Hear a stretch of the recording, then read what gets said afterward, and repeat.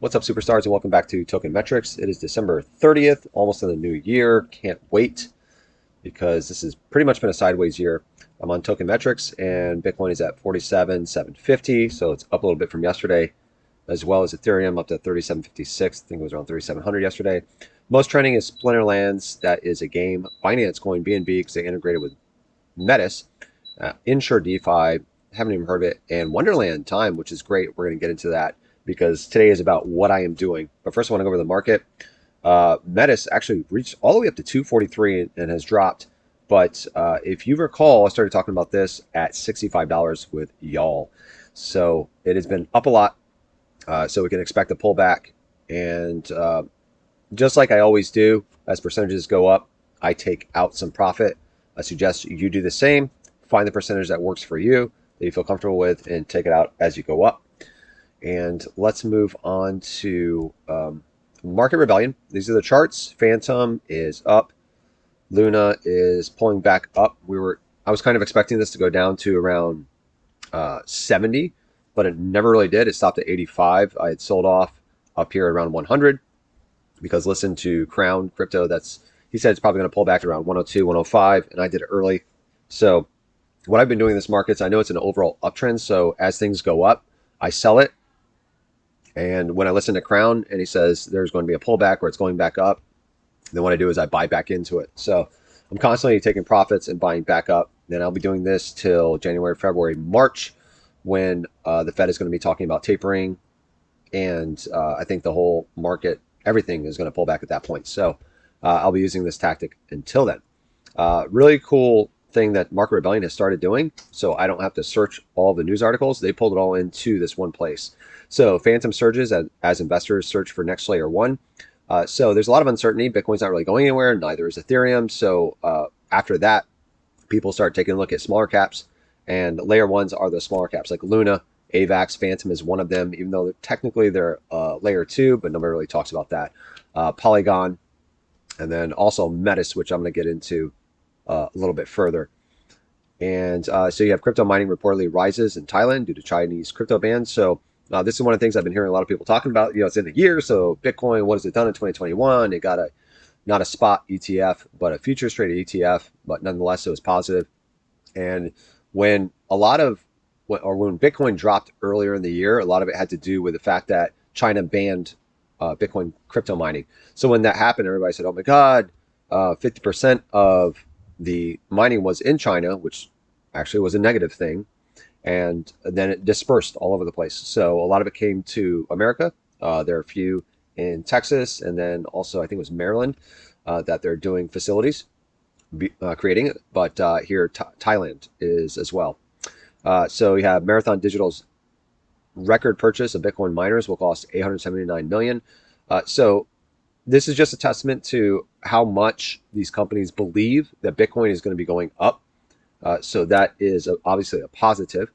AOKI, Alameda Research, which is Sam Bankman-Fried, FTX, back algorithmic stablecoin on Arbitrum. Oh, so by the way, Arbitrum does not have a token yet. So it is a layer 2 solution for Ethereum. And if it's something that you want to play around with, go to chainlist.org, connect your Metamask to Arbitrum, send some money over there and start playing around with it. Because if they don't have a token, that means they could be dropping it. And that happened for me. I'll go and jump right over there. So I went over to, this is the Metis chain. And from here in Metamask, I connected on Chainlist, by the way, the Andromeda chain. So I sent the Metis that I had over there, and I created a DAC, which is giving me an APR. It was at 100%, but like most protocols, the more people that get into it, the less the percentage is. So let's get out of the vault and go into the DAC. And so, all right, click on DAC. So I'm getting currently 12% for the Metis that I had. Now, I don't want to keep my medicine here for only 12%, even though that's great. I kept some of it in here. And with the 40 Metis that I had, I got about 1 Metis for the month I had it in, which is great because Metis went from $50 when I bought it up to 65. Now it went up to 243 today. It's back down to 208. You're going to expect a pullback. But they had their 3-month hackathon, and a lot of exchanges are moving over here. As a matter of fact, I just saw a tweet from Meta saying that they're linked to Binance Smart Chain. So now, Cake, BNB, which is Binance coin, and then also BUSD tokens are coming over here. Now, what I did was I did a couple swaps over on netswap.io on the chain, and just from doing a swap and staking in there, they gave me 50 net tokens.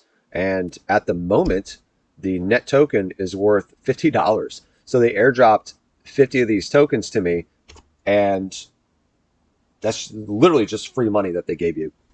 So I did sell off at 35 because a lot of times with these, I did not, or the token usually loses value. But what I realized is when you stake on NetSwap, so I have 16 net staked here, they reward you in Metis instead of net. So they're not paying out in net. So after I sold out, I realized that and came back in. So I staked some of the net and said, okay, I'm going to leave a third of it in here. I took my gains from the free money that I had and kept it, and I feel good about that. So you've got to do what feels good for you always. So right here, I've got this amount of net sitting in here, and it's creating Metis tokens for me. And I think that this actually went up 134%. I think it was like 119% yesterday, which is very odd. Usually the more people stake, the less that goes down. Or the more it goes down, and the less APY you get. But anyway, so Metis also has $100 million that they are incentivizing protocols like this to come on.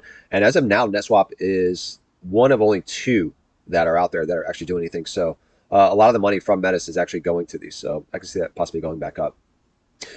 But okay, besides that, let's get back into what I've been doing.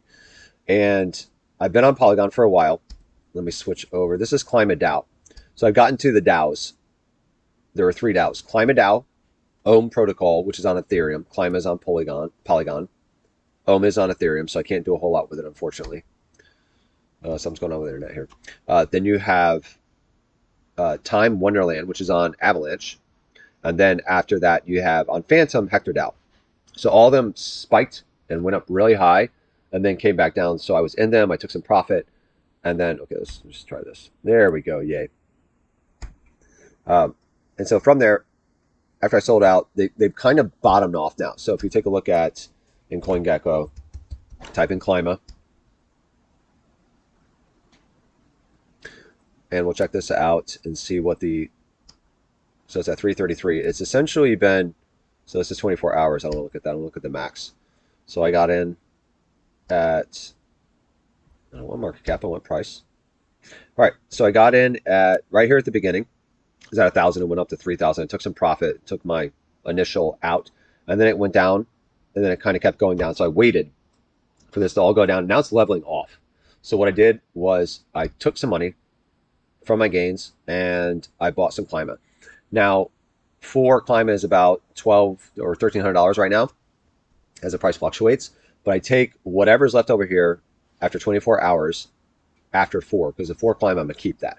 So I would literally unstake the whatever it is after 24 hours. I already did it for today. And it comes out to be for $1,200 to $1,300, depending on the price fluctuating, about $25 a day. So then I take that $25 and I go over to the Sandbox. And Sandbox has moved over to Polygon. So right now they have Sand, and you pair that with Matic, and you get 131% APR. Now, I don't really like putting money into a protocol when you have to pair it, because there's something called an impermanent loss. If Sand goes up and Matic does not, well, the overall value isn't really worth it because you lost some there. But I'm bullish on both of these. And then, so if I pair Sand with Matic, I'm okay with one going up and the other not, because I think both are going to go up over the next 3 months at the very least. And on top of that, I'm getting 131% APR. So I've been doing this, and every single day, I started off with $40 that I had from the Matic that I had, split it into Sand, and then I locked it. And from there, every single day from Climate DAO, I took these gains, and then I sold it and put it into Sand and Matic. I essentially split it up and put it into here. Then I deposit it. And you can see over the last 4 days of doing this, starting from $40 at this APR, I've got about a quarter of a Sand, which isn't a lot. It's only like $2-3. But if I'm doing this every single day and I believe in these two projects, which I think are going to do really well, then it's worth doing something like that.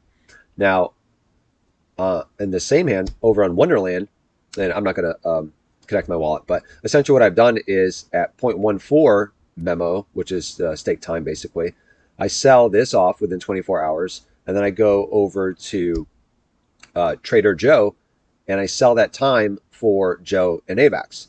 And within here, you get 55% APR on Joe and AVAX. So the same thing over on Climate DAO. I sell it and I split it up into the two tokens. So I sell the time here, and whatever I have from that day, I put half of it into Joe, half into OVAX or AVAX, and then I stake it into here. So the only reason that I don't leave it in there, even though the APYs are ridiculous, is I can't really trust those projects. They might prove themselves over time, and they might do really well, and it may be my loss. But I'm more interested in Sand and Matic and Joe and AVAX, and I can realize those gains immediately. I almost know that Joe and AVAX are going to go up over time. So why not take the gains from that, which I'm not sure is going to stay there? Why not take those gains and put it over here and realize them, and then put it into here for 55% APR? So the next 3 to 6 months, these two things that I think I personally believe are at least double or going to triple. Why not put them in here and then create more gains from that? Which would be, so let's say it triples and I get an additional 50% over the next 3 months, would be about 20%. So I get an additional 20% of the gains after it triples. I mean, to me, it's kind of a no-brainer. So the third one that I'm doing that with is Hector DAO. That's on Phantom. And you can see the APY here is 52,000% APY. So it's similar. They're all DAOs, similar to the time and the Climate DAO. So again, every single day, I take the gains from the Hector DAO and I buy on Spooky Swap. I buy the Boo, then I buy Phantom, which again, I'm bullish on both of these. And then they're giving me gains of, let's see, in the farm, I think it's about 50% is what it is here. Yeah, Phantom and Boo, it's 46%. So I split that up. Half of it goes into Phantom, half of it goes into Boo, and then I integrate it into here. So that's what I'm doing right now. It looks like all of these, like we took a look at Clima. If you take a look at time, Wonderland, and then you take a look at the chart, the max. Okay, so it's been a little bit more rocky. Let's see. So this last 30 days is about the same. So it's a little bit more up and down than the other one, but since everything went down, because this is the same time frame, then you can see it's all about the same here. And Hector DAO is also leveled off from there. So I think everything's kind of bottom right now, and personally, I think everything's going to be going up from here. So I would rather keep what I have in there and have it go up, but in the meantime, take my profits out every single day and put them into other products that, again, I personally believe I know they're going to be going up after January, February, March. That's unless, some other black swan event happens and something's going to be going down. Okay, that is about all that I wanted to hit on today. I'm in those 3 projects. Now, you have to understand that each of these are on a different chain. And in order to, I'm going to move this down. In order to connect your wallet here, the Metamask wallet, to any type of chain, you go to chainlist.org. And then you type in what you want. You can scroll down and search through all these, okay? But if you know which one you want, like AVAX, you type in AVAX or Avalanche. But make sure you get this is a test net. You don't want to do the test net. It's the main net. Then you connect the wallet and then you add it. It's simple as that. Then it pops up after you add it in this little area right here. See, Avalanche mainnet. It pops up in there.